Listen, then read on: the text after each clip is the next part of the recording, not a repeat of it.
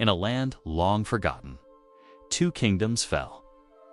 In the north, ruins crumble beneath creeping moss, stones that once held power, now swallowed by earth. In the south, an ancient gate still stands. Upon it, the image of a veiled woman, her eyes gray as gathering storms forever, on the brink of tears. She is waiting, and her story begins with exile. The Veiled Queen, a story of a forgotten princess, a hidden sister, and a kingdom bound by blood and silence. Alone, he stood in the great hall, moonlight pouring through stained glass, silver and blue across the floor. Prince Vespin, 16 summers old. Royal guests bowed before him, one by one, but his eyes drifted constantly to the forest beyond the windows, as if freedom waited there, as if something or someone called to him. Then approached King Castone, his queen, and their children. The Veiled Queen bowed. Vespin's gaze lingered on her longer than politeness required. "I have heard you have 10 children," he said softly. "You are truly blessed to have one another." Moments later, one of the queen's sons returned, holding a small vessel. "This is from your sister." Silence. "My sister is dead," Vespin said. "She lives." And in that moment, the world shifted. Vespin moved to the oval window overlooking the forest. Clouds drifted over the moon. Then a cloaked figure stepped between the trees.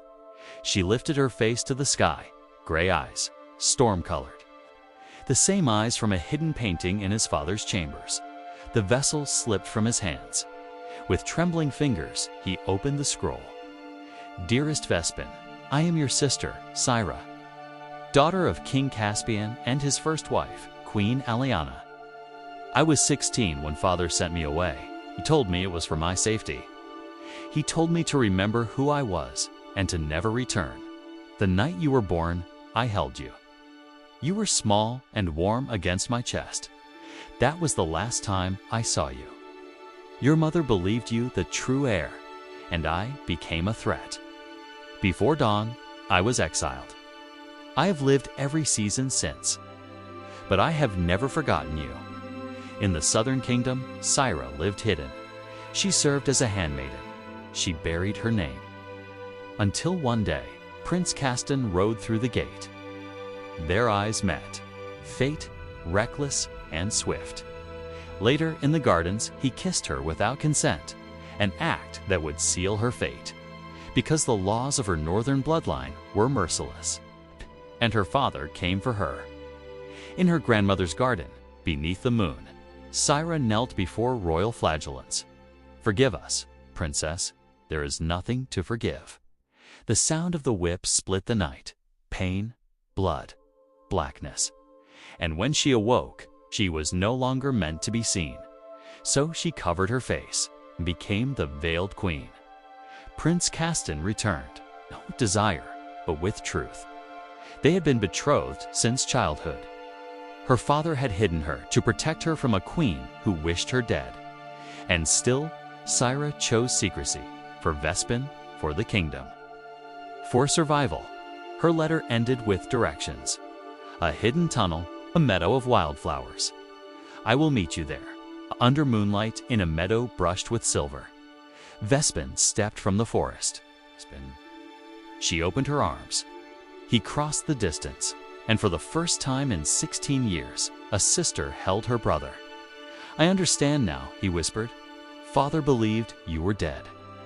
Then came the words that changed everything. "He is dying. He calls for you." Candles flickered as she entered her father's chamber.